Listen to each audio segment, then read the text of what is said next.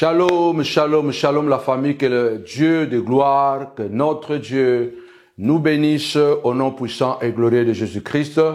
C'est votre frère, Samuel Panzou. Nous voulons encore ce soir nous transporter dans les auteurs par rapport à la révélation de la parole, car il est écrit, vous connaîtrez la vérité et la vérité vous rendra libre. Waouh! Vraiment, dernière ligne droite, aujourd'hui ce mercredi 26 mars 2025. Encore tout simplement des jours. Donc, jeudi, vendredi, samedi, ça commence. Des jours, bien aimés dans le Seigneur, de puissance, de révélation, de prière, de restauration de la famille. La bonne nouvelle est que la convention que tout le monde attendait, la convention annuelle Femmes de valeur, 7e édition. Alors nous, vous disons que cette convention a une particularité. La particularité de cette convention, c'est les thèmes. La femme a toujours été à l'honneur dans nos conventions. Mais cette fois-ci, c'est le thème qui nous intrigue. C'est le thème qui nous intéresse beaucoup plus. Parce que le thème, c'est la femme face à la souffrance.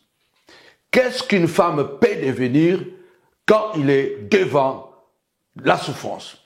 Qu'est-ce qu'une femme peut devenir quand elle affronte la souffrance? Alors, il y a tellement de révélations. Certainement, une vraie femme, quand elle traverse le moment de douleur, de souffrance, elle devient meilleure. Parce que la souffrance fait découvrir à la femme réellement son potentiel et ses qualités. Alors, nous vous invitons. C'est déjà dans 3 jours pratiquement. Samedi à partir de 17h. Dimanche à partir de 10h. À tous les montagnards du monde entier, les yeux sont braqués à la montagne de la prière Ministries à Paris, à Novotel des Noisy-le-Grand. Ne manquez en aucun cas. Il y a des rendez-vous bien aimés dans le Seigneur qu'il ne faut pas manquer. Il y a des endroits qu'il ne faut pas rater. Alors, nous vous invitons à y participer. Nous bénissons Dieu pour les montagnards de la Belgique, pour les montagnards de la Suisse, pour les montagnards de l'Allemagne.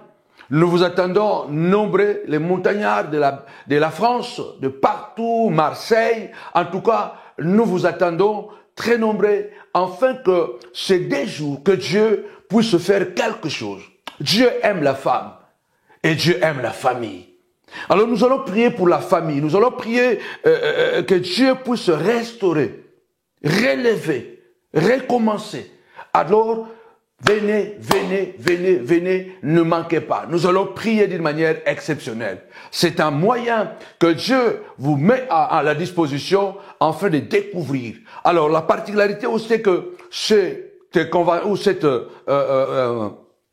cet événement, 7e édition Femmes de valeur, ça sera un moment de témoignage où les femmes vont témoigner des douleurs, des violences qu'ils ont subies ou qu'elles ont subies et comment elles se sont, bien aimées dans le Seigneur, alléluia, rendues plus fortes. Comment elles se sont fait, elles ont triomphé face à ces défis, face à ces difficultés. Que mon Dieu nous bénisse abondamment. Alors, n'hésitez pas surtout à appeler sur le numéro. Nous avons disposé plusieurs voitures qui seront à la disposition.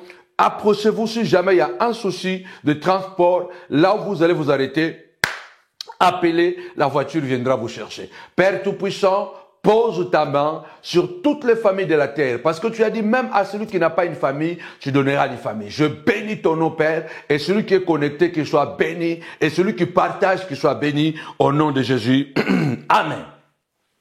Alors, depuis lundi, mardi, je suis en train de parler sur, n'est-ce pas, la famille, sur la restauration de la famille. Aujourd'hui, je voudrais toucher un aspect hyper sensible, hyper important, parce que je vais parler sur les difficultés d'être délivré de liens de famille. Les difficultés d'être délivré de liens de sang de la famille. Il est très difficile quelquefois, on ne se rend pas compte pourquoi de temps en temps il y a des choses qui reviennent indépendamment de notre marche avec Dieu, indépendamment de notre consécration. Il y a des choses qui sont tellement difficiles et que nous ne maîtrisons pas. Et parmi les délivrances les plus compliquées, ce sont les délivrances de liens de sang de la famille. Il y a un prophète qui a posé cette question parce que il avait tellement prié, et cette délivrance n'arrivait pas. Il s'appelle Jérémie. Dans Jérémie chapitre 15, au verset 18, Jérémie est en train de se poser une question que beaucoup de chrétiens, de pasteurs, de prophètes, des apôtres se posent souvent. Pourquoi ma souffrance est-elle continuelle? Pourquoi ma plaie est-elle douloureuse? Pourquoi elle ne veut pas se guérir? Serait-il, oh Dieu, pour moi comme une source trop épaisse, comme une eau dont on n'est pas sûr? Jérémie se pose la question et il se dit, mais pourquoi ma souffrance ne finit pas? Pourquoi cette situation est perpétuelle? Jérémie n'est pas un païen. Jérémie, c'est un prophète, un grand prophète. D'ailleurs, c'est l'un des rares prophètes dont le Seigneur est en train de dire, avant que tu sois formé dans le sang de ta mère, je te connaissais. Avant que tu sois sorti, je t'avais choisi et établi prophète des nations. Waouh! Quand on entend ces choses, on se dit que le lien de famille contre moi, ça n'existe pas. Moi, la malédiction de la famille, ce n'est pas mon affaire. Parce que de toutes les façons, Christ a moi l'espérance de la gloire. Ces liens de famille, la Bible déclare, voilà, si quelqu'un est en Christ, il est une nouvelle créature. Les choses anciennes sont passées et voici toutes choses sont devenues nouvelles. Alors les liens de famille, ce n'est pas mon affaire. Bien-aimé, la plus grande erreur de faire, surtout un, c'est d'ignorer son ennemi. La plus grande erreur de faire, c'est d'ignorer son problème. Il faut que nous soyons conscients. Tant que nous ne serons pas conscients des combats que nous vivons, nous n'allons jamais l'affronter convenablement avec des armes appropriées.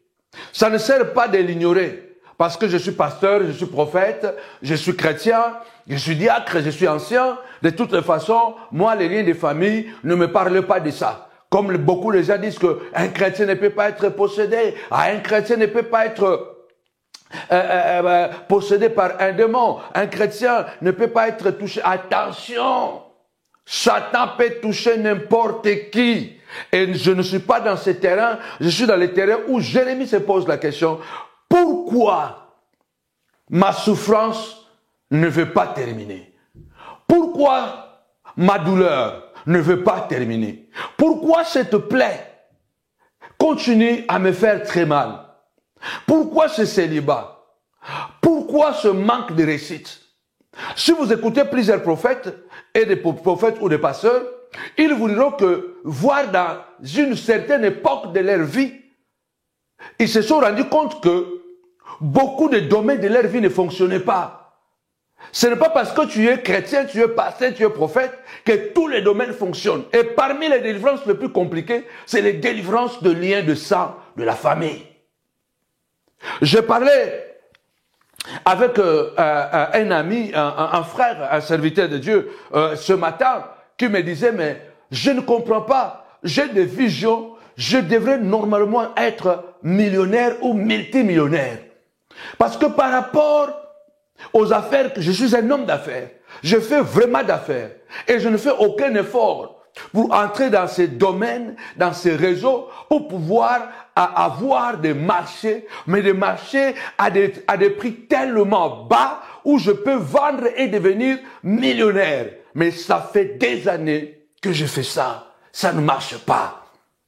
J'ai vu plusieurs pasteurs. J'ai vu plusieurs prophètes. Même toi, tu as prié pour moi. Ça a marché pendant un temps. Après, c'est revenu encore. Je lui ai dit, mon frère, parmi les délivrances les plus difficiles, parmi les délivrances les plus compliquées, ce sont les délivrances de liens de famille. Parce que difficilement, on arrive à être délivré de ce lien de famille. Parce qu'en réalité, ce lien de famille vont au-delà de ce que tu penses. Ces liens de famille sont dans ton ADN. Ces liens de famille sont dans ton sang. Même lorsque nous devenons chrétiens, nous ne changeons pas le sang. Le sang reste toujours le même. Voilà pourquoi nous avons l'obligation de demeurer dans la présence de Dieu au quotidien. Parce que ce malédiction de famille, ce lien de famille, en quelque sorte, c'est comme le naturel en nous. Vous savez, les combats les plus difficiles, ce sont les combats fratricides. Les guerres les plus dangereuses, ce sont les guerres civiles. C'est lorsque le même peuple se fait la guerre. Les maladies les plus dangereuses, ce sont les maladies internes. Ce ne sont pas les maladies externes. Lorsque la maladie est externe, la plupart du temps, ce n'est pas trop compliqué. Mais les maladies internes, c'est les maladies qui sont les plus dangereuses. Parce que c'est à l'intérieur.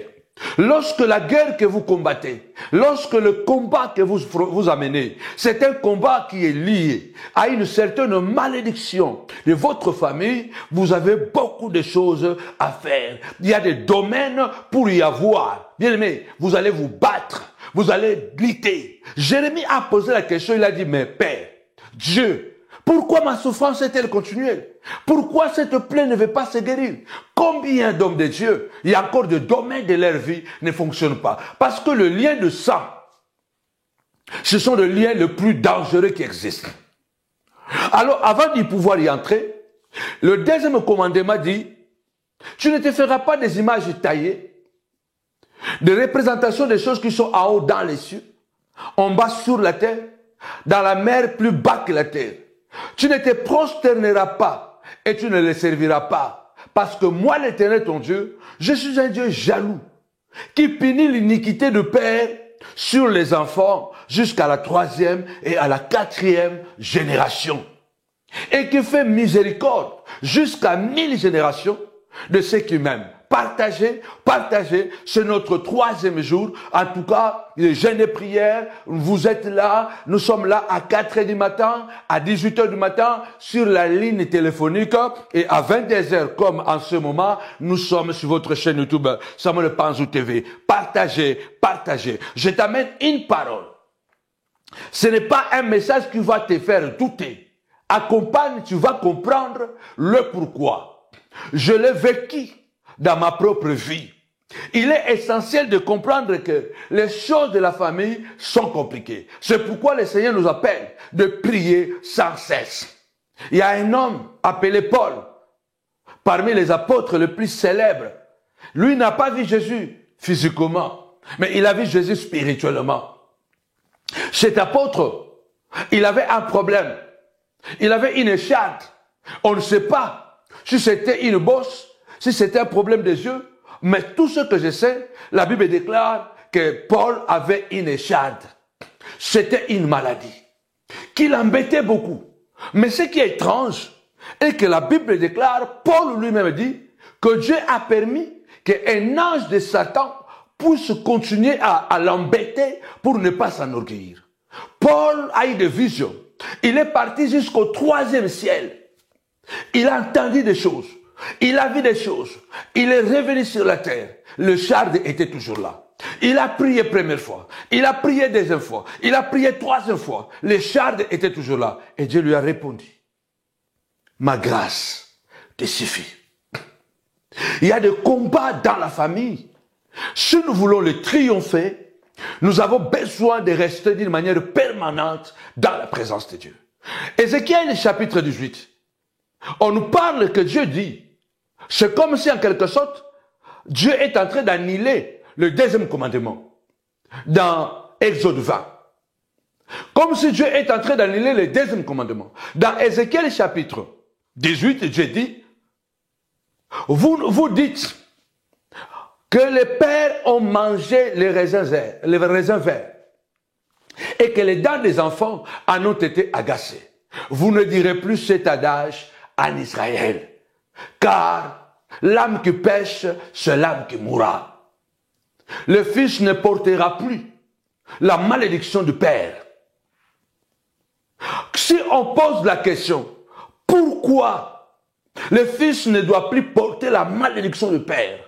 En quelque sorte, vous voyez dans Ézéchiel 18, comme s'il y a un esprit qui dit, il est automatique que l'enfant porte le lien de son père, porte les caractéristiques de son père, porte le comportement de son père, porte les qualités et les défauts de son père. Alors l'Éternel dit à Ézéchiel, quand on te posera cette question, tu leur diras ainsi. Si le père a marché avec droiture, il a servi Dieu, il n'a pas été idolâtre, et que son fils qui vient après lui, il est idolâtre, il est impudique, il est voleur, il ne recevra pas la bénédiction de son père, mais il sera maudit par lui-même. Et si un fils qui voit son père voleur, déshonorant la femme de son prochain, il voit son père idolâtre, et que le fils dit, moi, je ne serai pas comme mon père, je m'engagerai à servir Dieu, à faire de bonnes œuvres, à ne pas être idolâtre, à ne pas déshonorer la femme d'autrui, alors lui, il ne subira pas la malédiction de son père, car il a craint l'Éternel. Vous comprenez que quand vous lisez Ézéchiel chapitre 18, en quelque sorte, comme si vous êtes en train de dire que, voilà, la Bible déclare que non, cette malédiction, on ne le dira plus. Attention. Je vais vous révéler un secret. Tapez-moi 5 fois, secret, secret. Vous savez, Dieu est tridimensionnel. Dieu est tridimensionnel parce que Dieu est Père, Fils et Saint-Esprit. Et l'homme aussi est tridimensionnel. Il est âme, l'esprit et corps. Ou corps, âme et l'esprit. La Bible aussi, elle est tridimensionnelle. La Bible aussi, elle est tridimensionnelle. Il y a 3 dimensions dans la lecture de la Bible. Ah oui. Lorsque vous lisez Exode chapitre 20, le 2e commandement est toujours valable. Ézéchiel 18 est toujours valable. Mais tout dépend de l'interprétation de l'écriture que vous avez. Parce que la Bible dit quoi? Au commencement était la parole. Et la parole était avec Dieu. Et la parole était Dieu. Donc cette Bible est Dieu. Si Dieu est tridimensionnel, la Bible aussi est tridimensionnelle. Alors nous, en tant que les humains, quand nous lisons aussi la Bible, nous la lisons dans 3 dimensions différentes. Malheureusement, la plupart du temps, nous nous limitons à lire la Bible dans la première dimension. La première dimension de l'écriture, ou la première dimension, pardon, de la lecture de la Bible, c'est la dimension physique, c'est la dimension du corps. Oh, qu'est-ce qu'il y a dans le corps? La faim, la soif, le sommeil. Ces éléments sont des éléments vitaux pour que le corps continue à se régénérer, continue à vivre bien. Parce qu'il nous faut manger, il nous faut boire, il nous faut dormir pour que nous puissions être debout, parler, marcher. Donc nous avons besoin de ces corps. Effectivement, malheureusement, à la faim, la soif et le sommeil, ce sont aussi, au-delà d'être des qualités vitaux ou des besoins vitaux pour le corps, l'être humain, pour continuer à vivre, mais ce sont aussi des besoins de limitation. Le corps nous limite dans la faim, la soif et le sommeil. C'est une première dimension de la lecture.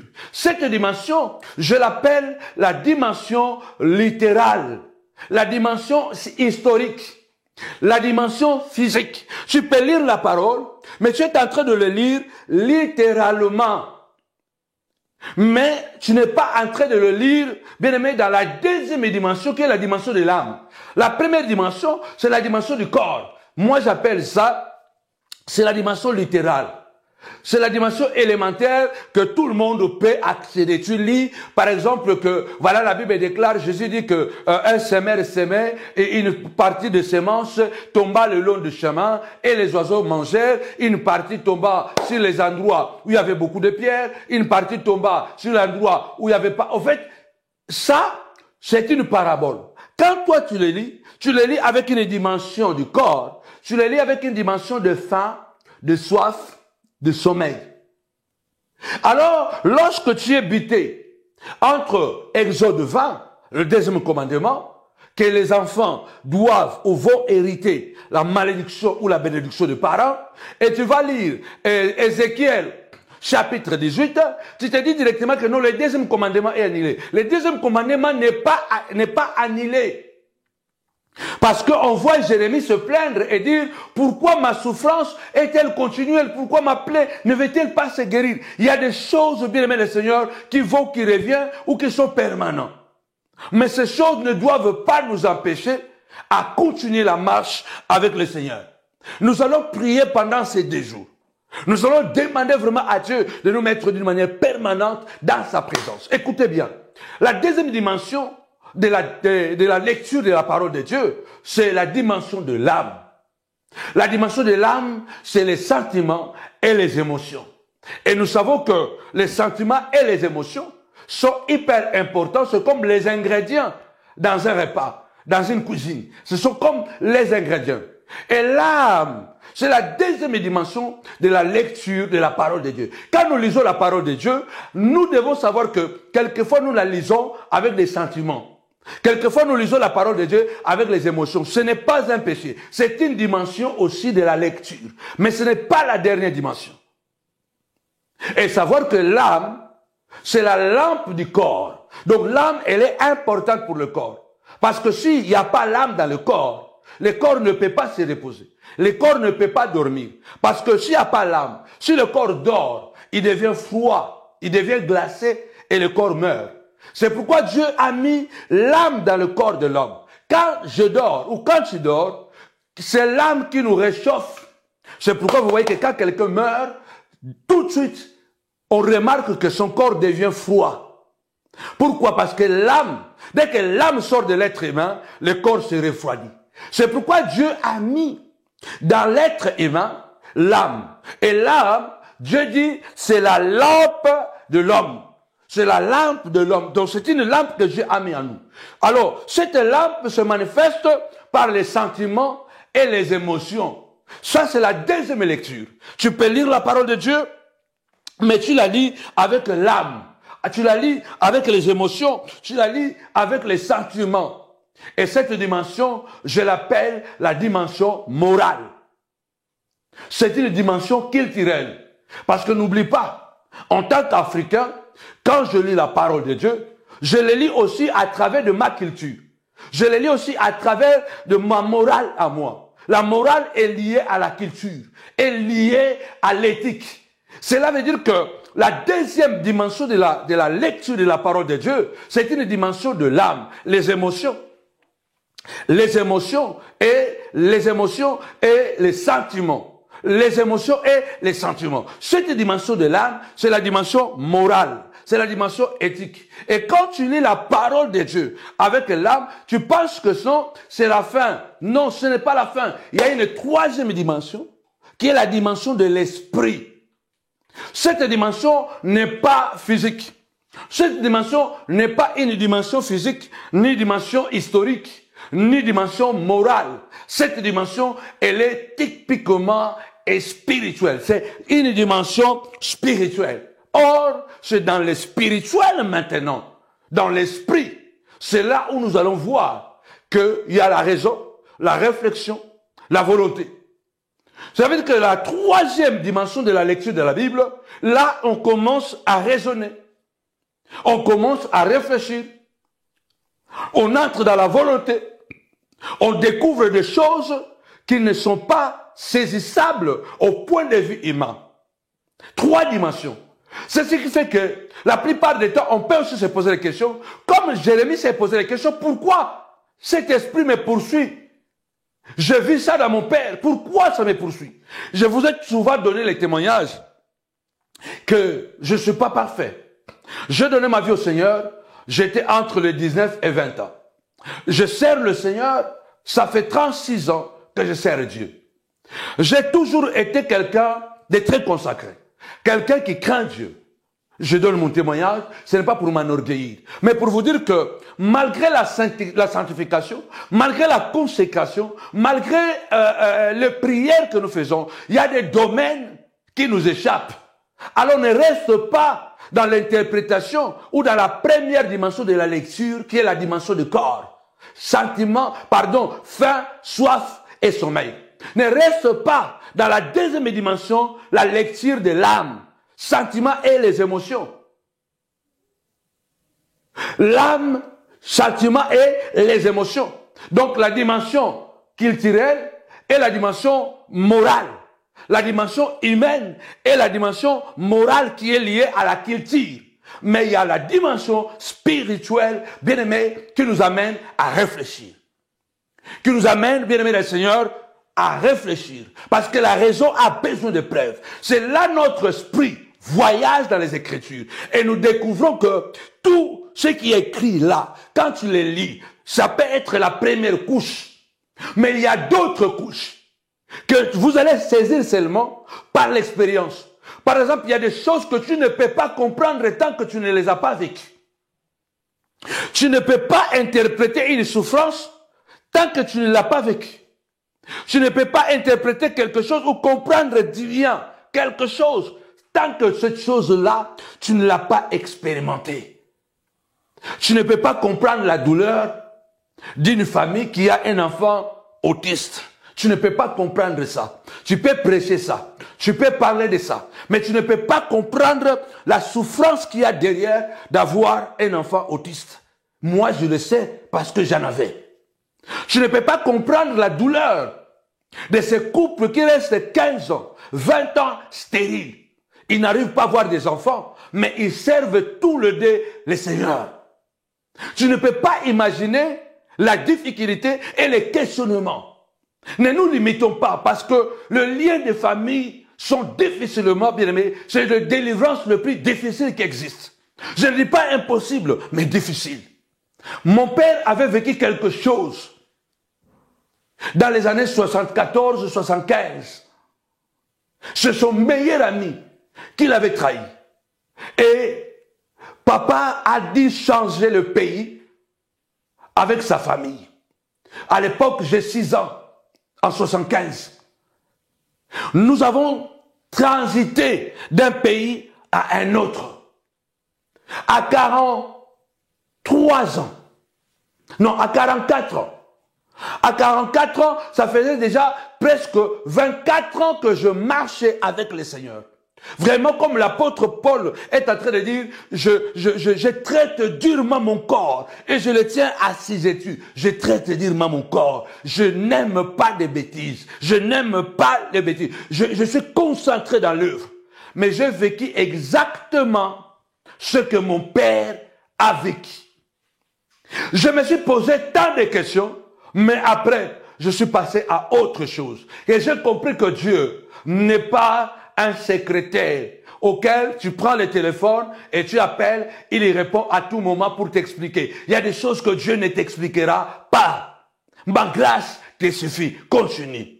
Il y a des choses que nous devons comprendre que même si nous sommes chrétiens, même si nous sommes pasteurs, prophètes, mais il y a certaines choses que nos parents ont vécues, que mon père a vécu, que ma mère a vécu. Bien aimé, attention. C'est possible que cette chose-là puisse se répercuter sur toi. Mais sauf que, comme tu es dans le Seigneur, comme tu crains Dieu, comme tu marches dans la voie du Seigneur, quand cette chose va arriver dans ta vie, ça ne va pas te détruire. Vous voyez la différence? Mon père, ça a détruit sa famille. Ça a détruit sa carrière. Ça a pris ses enfants, ça a mené au village. Mais moi, ça ne m'a pas détruit. J'ai eu la même chose. On a cassé tout ce que j'avais construit. Qui ont fait ça? Les personnes que moi, j'avais donné beaucoup de confiance. Exactement comme mon père. La personne que tu dis, ça c'est mon meilleur ami. C'est elle qui est à la base. J'ai aussi tout perdu comme mon père avait tout perdu. J'ai changé le pays comme mon papa avait changé le pays. Mais sauf que moi, au lieu de descendre, j'ai monté. Pour vous dire que le lien de famille, les délivrances de liens de sang, de famille, ce sont les délivrances les plus difficiles qui existent. C'est important de comprendre le danger de liens de sang de la famille. Le danger de liens de sang. Ce sont des délivrances qui sont compliquées. Vous allez voir un homme de Dieu béni, grand ministère, il prêche un enseignement puissant et des gens sont bénis par cet enseignement, mais lui-même, il est touché par le même enseignement qu'il prêche. Il n'a pas d'enfant. Mais il a un ministère puissant. Il élève les enfants de quelqu'un d'autre. Il n'a pas d'enfant. Peut-être il a des enfants, mais qu'il n'élève pas. Donc, attention. La Bible est un livre mystérieux. La Bible, c'est Dieu. Dieu est tridimensionnel. Père, Fils et Saint-Esprit. L'homme est tridimensionnel. Corps, l'âme et l'esprit. La Bible aussi est tridimensionnelle parce que la Bible dit au commencement était la parole et la parole était avec Dieu et la parole était Dieu. La parole c'est la Bible. Donc la Bible c'est Dieu. La Bible aussi elle est tridimensionnelle. Et souvent beaucoup de chrétiens quand nous lisons la Bible, nous la lisons sur la première dimension, la dimension du corps, la dimension littérale, la dimension historique, la dimension physique. Donc tu lis comme ça, tu es dans la première couche. C'est la faim, c'est la soif, c'est le sommeil, c'est bien, mais ce sont des limitations. Dans cette dimension physique, littérale, la Bible, elle est juste au début. Ça aura des faits dans ta vie, mais ça ne va pas te faire pénétrer parce que jusque-là, tu ne peux pas arriver là où Paul est arrivé. Il a entendu que ma grâce te suffit. Alors quand Dieu lui dit que ma grâce te suffit, il ne l'a pas abandonné. Et cela n'a pas empêché Paul de ressusciter les morts, de guérir les malades, d'ouvrir les yeux des aveugles. Il y a des choses qui vont continuer à nous déranger parce que cela vient de notre culture, vient de notre famille. Le sang a des odeurs, le sang parle. Le sang parle. Le sang a un langage. Depuis la nuit des temps, le sang a toujours un pouvoir. C'est pourquoi le Seigneur a dit, l'âme du corps est dans le sang. Tu ne mangeras pas l'animal avec le sang, car son âme est dans le sang. L'esprit qui fait la force de l'être humain se trouve dans ce corps comme l'enveloppe, mais l'esprit là qui est invisible voyage dans le sang. C'est le sang qui est le véhicule de l'esprit. C'est pourquoi Dieu dit tu ne peux pas manger le sang parce que l'esprit est dans le sang. Tapez-moi 5 fois le sang, le sang, le sang. Il faut que tu te lèves et dis tout simplement je recommande mon sort à l'Éternel. Je mets en lui ma conscience et je suis convaincu qu'il agira. Recommande ton sort à l'Éternel. Mets en lui ta confiance et l'Éternel agira. Faites seulement confiance à l'Éternel. Même lorsque le naturel revient au galop, au lieu de te faire tomber, ça te fait rebondir en haut. Ce qui était arrivé à mon père, ça l'a détruit. Moi, ça m'a reconstruit. Ça m'a rendu plus fort. Ces liens-là peuvent nous attraper même quand on a 30 ans, 40 ans de ministère. Parce que c'est le sang. C'est dans le sang, c'est dans le sang, c'est dans le sang. Et comme nous avons des frères et des sœurs, le sang peut se communiquer avec le sang. Même s'il est au nord, toi tu es au sud. Il est à l'est, toi tu es à l'ouest. Mais comme vous avez le même sang, il peut se connecter à toi. C'est pourquoi dans la magie, lorsque les gens veulent faire du mal à quelqu'un, ils ont besoin de quoi? Ils ont besoin de témoins directs et de témoins indirects. Les témoins indirects, c'est quoi? C'est les vêtements, c'est les chaussures, c'est tout ce qui entre en contact avec toi. Ça peut être ma montre. Ce sont des témoins indirects. Mais il y a des témoins directs. C'est les cheveux, c'est les ongles, c'est la salive, c'est ta peau. Quelque chose qui est à toi. Parce que ta salive, il y a l'ADN. Il y a le sang dans la salive. Tes cheveux, il y a le sang. Dans tes ongles, il y a le sang.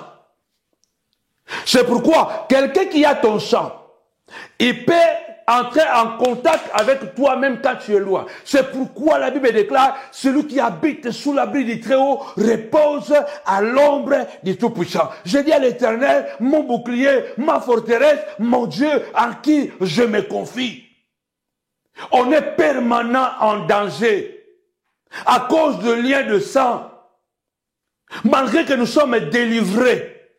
Délivrés par le sang de Jésus, délivrés par la mort de Jésus. Mais attention, il y a certaines situations de famille, certains liens, certaines malédictions sont comme des échardes. Ce n'est pas parce que tu es allé au 3e ciel, cette écharde-là va te quitter. Non, cette écharde est là.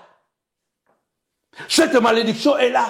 Mais sauf que ça ne va pas te tuer, ça ne va pas te détruire. C'est pourquoi nous avons besoin de Kohéna.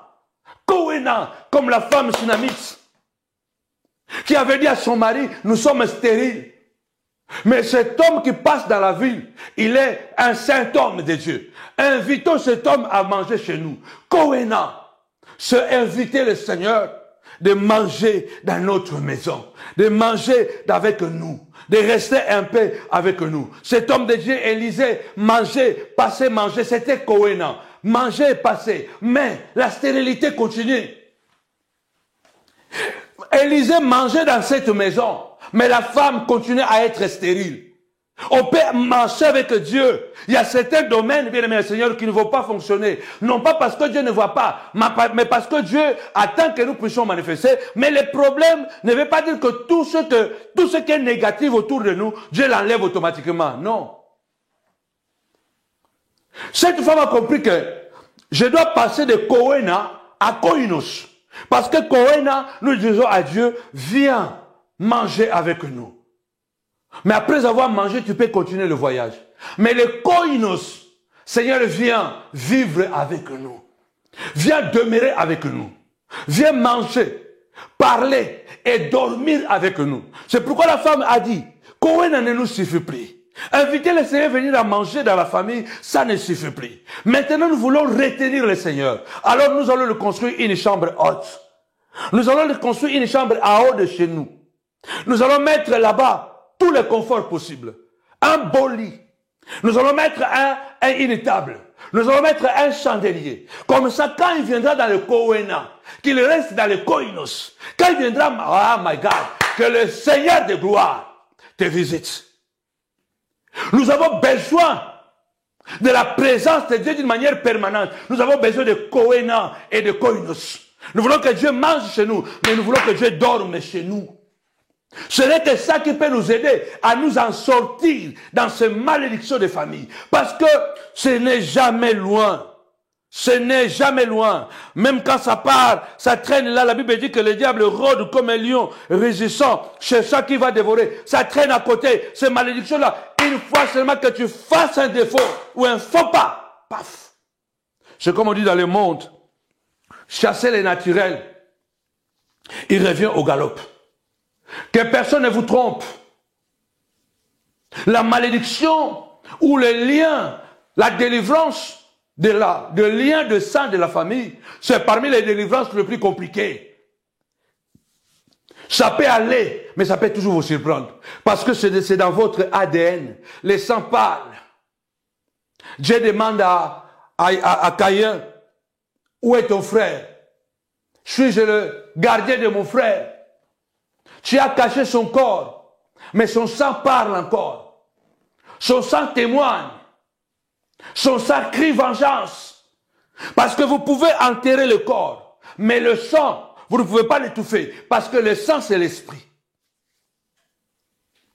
Vous allez voir que le même sang que tu as, c'est le même sang que ton frère a. C'est le même sang que ta petite sœur ou ta grande sœur a. C'est le même sang. C'est pourquoi vous allez voir que vous avez à peu près les mêmes astuces ou la même physionomie. Quand on vous croise, malgré que vous êtes devenu chrétien, on vous dira que non, ce sont des frères. Lui, il est païen, toi, tu es chrétien. Mais la physionomie, vous va vers que non, ce sont des frères. Il y a des choses qui ne vont pas quitter. Sur le plan humain, vous le voyez comme ça, sur le plan spirituel aussi. Il y a des choses qui vont continuer à nous réclamer. Pourquoi cela? Parce que Dieu veut que nous puissions être toujours permanents dans sa présence. Nous devons toujours vouloir chercher sa présence. Seigneur, c'est dans ta présence Je demande à l'Éternel une chose que je désire ardemment. Je voudrais habiter dans ta maison pour contempler ta présence dans ton saint temple, car l'Éternel me délivrera dans son tabernacle le jour de malheur. Un jour dans tes parvis vaut mieux que 1000 ans ailleurs. Ça veut dire que la seule chose qui peut nous assurer et nous rassurer la véritable délivrance de lien de sang de la famille, c'est la présence de Dieu d'une manière permanente. Koinos. Seigneur, reste avec nous. Reste là. Pour mes enfants, reste là. Dans cette 7e édition des femmes de valeur, nous allons prier. Et pendant ces 2 jours, l'atmosphère sera spirituelle. Nous allons entrer dans la 3e dimension de la lecture de la parole de Dieu. Nous allons traverser la première dimension, la 2e dimension, la dimension du corps, la dimension de l'âme. Et nous allons entrer dans la dimension de l'esprit. Et quand on entre dans la dimension de l'esprit, c'est là maintenant la réflexion, la révélation entre en jeu. On ne reçoit pas la révélation dans les émotions et dans les sentiments. On reçoit la révélation lorsque nous entrons dans la réflexion, dans la volonté, dans la conscience, dans la raison. La raison n'est pas contre la foi, c'est à cause de la raison que nous allons entrer dans la révélation de Dieu. Regarde, Moïse continue à discuter avec Dieu. C'est la discussion de Moïse avec Dieu que Dieu continue à augmenter des signes. Va, délivre mon peuple, je ne vais pas. Je ne peux pas aller parce que je n'ai pas la capacité de parler. C'est moi qui ramiouais, c'est moi qui donne la parole. Donc, la parole, je dis ici, la parole, c'est une faculté d'exprimer, n'est-ce pas, une faculté d'exprimer la pensée au moyen d'un son, du langage articulé. Donc la parole est une faculté d'exprimer la pensée au moyen d'un son, d'un langage articulé. Vous pouvez exprimer votre pensée à travers la parole. Donc Dieu a donné la pensée à condition de la parole. Mais on peut exprimer aussi ses pensées à travers des gestes, à travers les symboles. Mais Dieu a choisi la parole pour exprimer la pensée. La pensée a été créée à cause de la parole. Parce que si la pensée ne sort pas, elle reste à l'intérieur. C'est pourquoi on dit que la pensée, c'est la faculté d'exprimer, la pensée. La parole, c'est la faculté d'exprimer la pensée au moyen d'un son ou d'un langage articulé. Mais Dieu a choisi la parole. Pour exprimer la pensée, Dieu a choisi la parole. C'est pourquoi Jean 1, au commencement était la parole, et la parole était avec Dieu, et la parole était Dieu. Et la parole a été faite chair. Dieu a choisi la parole pour exprimer sa pensée. Ça veut dire que lorsque nous allons commencer à entrer dans la 3e dimension de la lecture de la Bible, nous quittons la première couche. Nous quittons la 2e couche. La première couche, comme je dis, c'est le corps. C'est la faim, la soif et le sommeil. C'est la dimension littérale. C'est la dimension littérale. La dimension physique. La dimension historique. C'est comme l'histoire que tu es en train de lire. Il y a des limitations dans cette lecture-là. Mais la 2e lecture, elle est aussi limitée. Elle est importante. C'est la dimension de l'âme. Le sentiment et les émotions. C'est une dimension culturelle. Les émotions et les sentiments sont communiqués à travers de nos cultures, à travers de nos chants, à travers de nos histoires. C'est comme ça que nos émotions ont été cultivées. Nos émotions, nos sentiments ont été influencés par nos cultures, par les chants, par les histoires qu'on nous a racontées, que nous avons vécu. C'est ça qui a impacté culturellement nos émotions et nos sentiments. C'est ce que je dis maintenant, c'est une lecture culturelle. Tu peux lire la Bible en tant qu'Africain, tu peux lire la Bible en tant qu'Européen, mais tu ne la lis pas en tant que chrétien. Tu ne la lis pas vraiment en tant qu'esprit. C'est la 3e dimension. l'esprit. C'est là où il y a la réflexion, la pensée. C'est là où il y a le raisonnement. C'est là où on peut entrer maintenant dans la dimension de la révélation. Moïse dit à Dieu, je ne peux pas y aller. Parce que je ne sais pas parler. C'est moi qui donne la bouche. Qu'est-ce que tu as dans la main?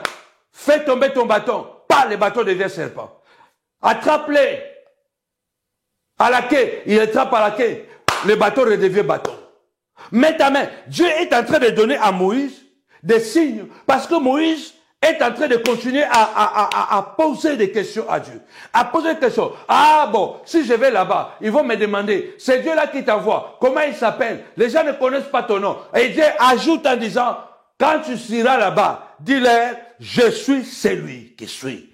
Tu vois, cette dimension-là de questionnement, c'est la dimension de la philosophie. La philosophie est dans la Bible. Lorsqu'on arrive dans la dimension, dans la troisième dimension de la lecture de la Bible, on va comprendre vraiment combien est difficile de nous débarrasser des liens de famille. Combien est très difficile de nous débarrasser des liens de famille. Que ces liens-là peuvent être endormis, mais ils peuvent se réveiller d'un moment à l'autre. Ça peut aussi venir nous attaquer, mais puisque nous sommes permanents dans la présence de Dieu, nous verrons que cela ne va pas nous détruire. Ça va beaucoup plus nous propulser. Il y a un témoignage que je voudrais lire à la fin ici, pour voir combien les liens de famille sont compliqués. Ce frère est en train, il a envoyé le témoignage de sa délivrance. Il avait écouté le message sur la délivrance des animaux sataniques et retour à l'expéditeur étranglement. J'ai été attaqué par une maladie que j'ai surnommée la mort. Un grand froid qui avait envahi mon ventre et paralysé mes deux pieds. Alors le Seigneur m'a conduit sur les prières dans YouTube. Et c'est là que j'ai eu contact avec le ministère de Papa Samuel. Progressivement, ces prières m'ont permis de me relever. Le jour où j'ai fait la prière pour aveugler mes ennemis, j'ai compris que les oiseaux étaient accrochés à ma fenêtre. Il y avait des lézards, les lézards blancs dans ma chambre, les araignées, les cafards, les souris étaient ce qui m'empêchait de remarcher. Donc cet homme avait attrapé une maladie, il avait un froid au niveau du ventre et qui le rendait paralysé. Mais pendant cette maladie, qu'il ne pouvait pas marcher, il entendait les bruits des animaux, les araignées, les souris, les cafards, qui circulaient dans la maison et dans la cour. Mais il est tombé maintenant dans les prières d'étranglement, de retour à l'expéditeur, aveugler ses ennemis. Il dit ici comment sa défense a eu lieu. Donc ces animaux-là étaient là comme des guetteurs, comme des points de contact, et qui empêchaient qu'ils puissent marcher. Il dit, avec ses prières, retour à l'expéditeur et étranglement, les locataires se sont éloignés. Donc ces animaux-là, je ne suis plus esclave de remèdes et j'ai rajeuni. Il n'est plus esclave de remèdes et il a rajeuni. Il continue de dire, j'ai bientôt 63 ans. Avec les prières de délivrance, je suis en train de vaincre les démons de mort envoyés par mes propres frères et sœurs. En 2019, ils ont mis une malédiction de mort et le mari de l'une de mes petites sœurs, est mort dans mon salon.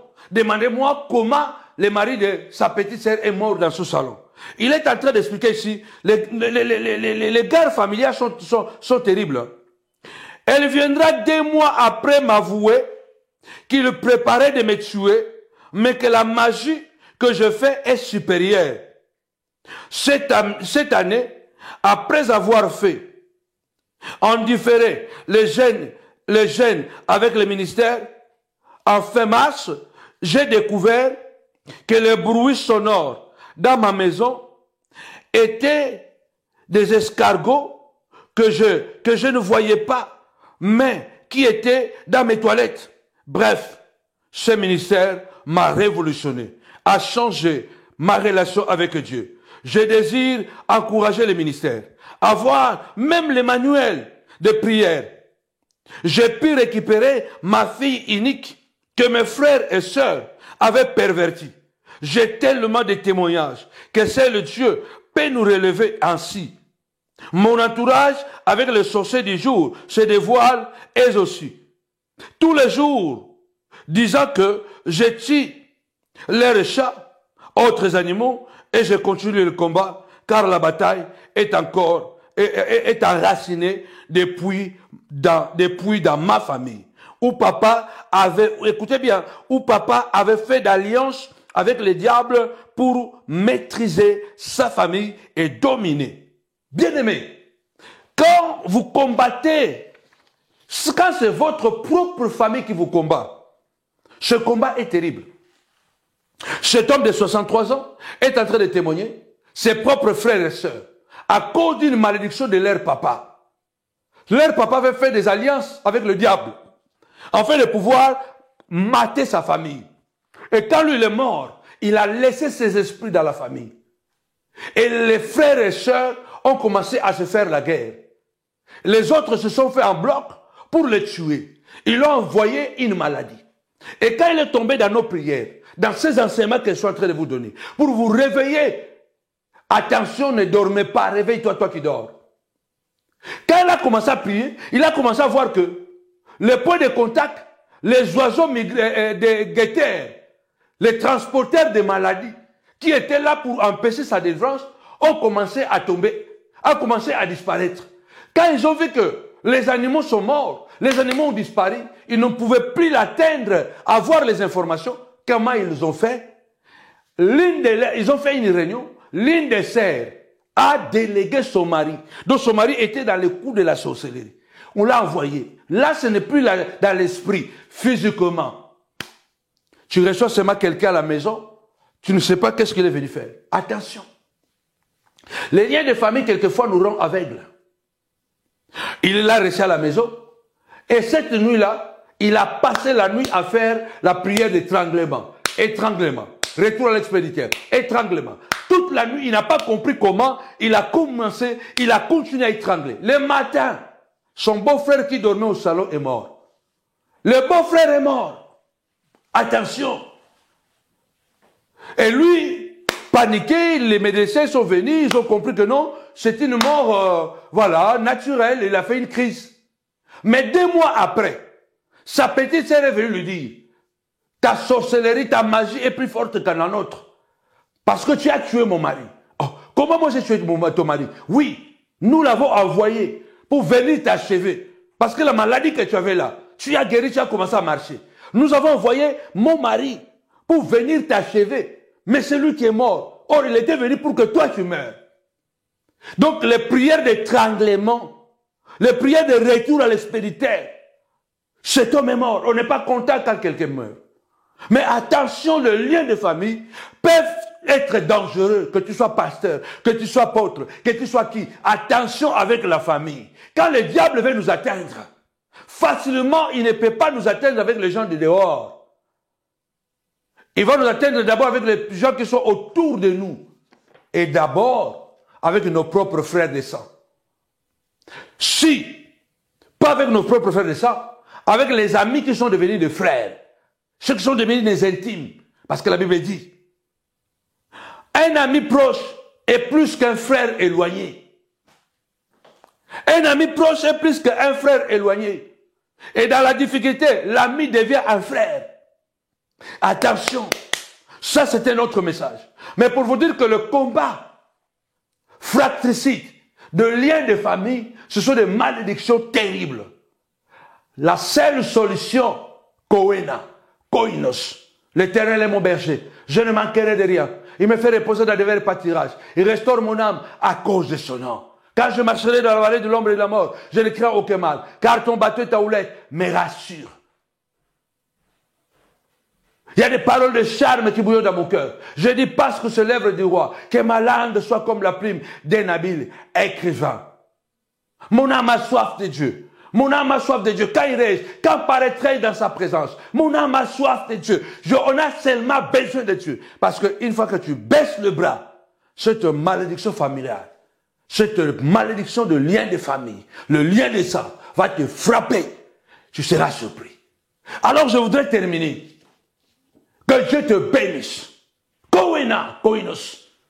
Que la présence de Dieu demeure dans ta maison. Que Dieu vienne non pas seulement manger, mais demeurer. Vivre. Dis avec moi, Kowena, Koinos. Reste avec nous. Mange avec nous. Mais dors aussi avec nous. Viens vivre dans notre vie, dans notre famille, dans mon parcours, Seigneur de gloire. Je veux que tu sois dans ma chambre. Je t'ai construit un endroit au fond de mon cœur. Tu es là, permanent. Tu ne pars pas. Parce que c'est ton lieu. C'est ta demeure. Reste là. Que la main de l'Éternel soit sur toi. Nous t'attendons. C'est samedi 29 mars 2025 à Noisy-le-Grand, à Novotel de Noisy-le-Grand, dans le grand amphithéâtre. Nous vous attendons très nombreux. 7e édition de la Convention Femmes des Valeurs. La femme face à la souffrance. 2 jours exceptionnels pour que Dieu change ton histoire. Pour que la puissance et le mystère de Kowena viennent habiter ta vie. Les Koinos habitent. Nous allons quitter le dimanche restaurés, soulagés, libérés, rechargés. Parce qu'il y a une puissance qui va descendre à travers les témoignages. Samedi à partir de 17h. Dimanche à partir de 10h. Nous vous attendons nombreux. Continuez à prier pour nous. Afin que ces 2 jours soient exceptionnels. Si vous voulez aider le ministère, n'hésitez pas de le faire. Vous avez la fiche qui est là. Vous pouvez nous soutenir. Nous sommes à l'hôtel. On n'a pas une salle encore à Paris. Et ce mois d'août, ça va faire 3 ans que nous sommes dans cet hôtel. Nous avons besoin de votre soutien. Si le Seigneur vous bénit à travers nos enseignements, alors n'hésitez pas à envoyer votre soutien, dîme, offrande, action de grâce. Vous avez le PayPal, vous avez le RIB, vous avez aussi l'adresse pour envoyer un chèque si vous êtes en France. N'hésitez pas à faire aussi un virement à travers le RIB ou SR Réunion, Monogramme ou RIA. Nous allons être reconnaissants à notre Dieu. Que mon Dieu vous bénisse abondamment au nom puissant de Jésus-Christ. Rendez-vous à 4h du matin et à 18h sur la ligne téléphonique et à 22h encore demain sur votre chaîne YouTube Samuel Panzo TV. Que mon Dieu vous bénisse abondamment. C'était votre frère Samuel Panzo. Bye. C'est ce que l'ennemi oublie. Après le chapitre 1, il y a le chapitre 2.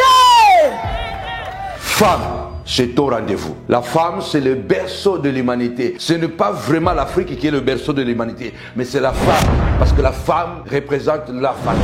Alors c'est pourquoi je t'ai dit, continue à travailler. Malgré la douleur, continue à prier. Continue à chaîner. Continue à craindre Dieu. Continue à avancer. Alléluia. Tu accoucheras ta destinée. S'il y a des rendez-vous à ne pas rater, ce samedi 29 mars 2025 et dimanche 30 mars 2025, la montagne de la prière ministrice vous invite à participer à ce rendez-vous divin. 2 jours de restauration, 2 jours d'instruction, 2 jours de témoignage. Ça sera tout simplement de jamais vu. La femme face à la souffrance. Ne manquez en aucun cas parce que manquer, ça serait vraiment dommage. Alors nous vous attendons le samedi 29 mars 2025 à 17h et dimanche 30 mars à 10h. Que Dieu te bénisse. Toi aussi tu peux le faire. Si cette femme l'a fait, pourquoi pas toi femme? Pourquoi pas toi femme? Pourquoi pas toi femme? Toi aussi tu peux le faire. Alors lève-toi ce soir. Dis au nom de Jésus, je me lève. Je me lève. Je change la situation de ma vie. Je me lève et je change l'histoire de ma vie. Les hommes peuvent te séparer de certaines choses, voire de certaines personnes, mais jamais ils ne te sépareront de ton Dieu. Alors viens, ne rate pas cet événement. Que Dieu te bénisse.